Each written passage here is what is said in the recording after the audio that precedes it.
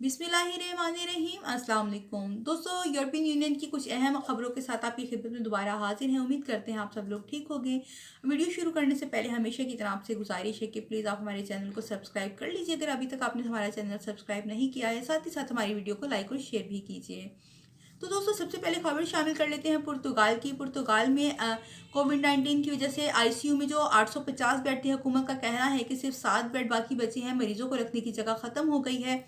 साथ ही पुर्तगाल की हुकूमत ने जर्मनी से मदद भी मांग ली है और ताज़ा तरीन सूरत हाल के मुताबिक जर्मनी ने हामी भर ली है। उन्होंने कहा है कि तबीमला और फौज और सामान और डॉक्टर्स को उन्होंने कहा है तमाम चीज़ों के हमरा डॉक्टर्स को और फौज को रवाना किया जाएगा पुर्तगाल। उन्होंने उनकी मदद करने की हामी भर ली है। बेल्जियम के वज़ीर-ए-आज़म का कहना है कि कोविड-19 की वैक्सीन की बरामद के ऊपर पाबंदी नहीं लगाई जाएगी। उससे पहले यूरोपियन कमीशन ने कोविड-19 की बरामद पर पाबंदी आयद कर दी थी, जिसके ऊपर आलमी अदारा सेहत ने बहुत ज़्यादा शदीद मज़म्मत की थी। अब उन्होंने कहा है कि इसके ऊपर पाबंदी आयद नहीं की जाएगी। मजीद खबर शामिल कर लेते हैं बरसल से। हम आपको बताएं कि बरसल में कोविड-19 की जो पाबंदियां हैं, इनके खिलाफ एहतजाज करने वाले 200 से जायद अफराद को गिरफ्तार कर लिया गया है। दोस्तों, खबर शामिल करते हैं बरतानिया और जर्मनी में मुकम्मल लॉकडाउन है। उसके बरक्स फ्रांस के वजीर आजम ने एक नया इकदाम उठाया है। उन्होंने कुछ पाबंदियां लगाई हैं, जबकि मुकम्मल लॉकडाउन नहीं किया है और उन्होंने बॉर्डर जो है वो गैर मुल्कियों के लिए मुकम्मल तौर पे बंद कर दिया है।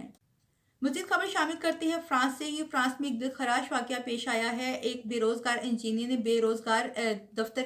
बेरोजगार इंदराज के दफ्तर में 2 लोगों को गोली मार के हलाक कर दिया है। उसके बाद उसके ऊपर कत्ल की दफा नाफिज हुई है। वो जो शख्स है मुकम्मल सदमे में है। वो नहीं बता पा रहा है कि आखिर उसने ऐसा कदम क्यों उठाया और वो किसी से कोई बात नहीं कर रहा है।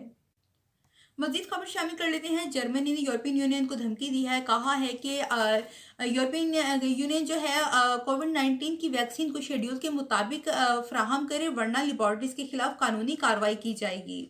मजीद जर्मनी से ही खबर शामिल करते हैं। हम आपको बता दें कि जर्मनी में बर्फबारी के 22 ट्रेनों की आमदोरफ्त को मुअत्तल कर दिया गया है। तो दोस्तों, ये थी यूरोप भर से तमाम अहम खबरें जो हमने आपके साथ शेयर की। मजीद खबरों के साथ आपकी खिदमत में हाजिर होंगे। तब तक इजाज़त दीजिए। अल्लाह हाफिज़।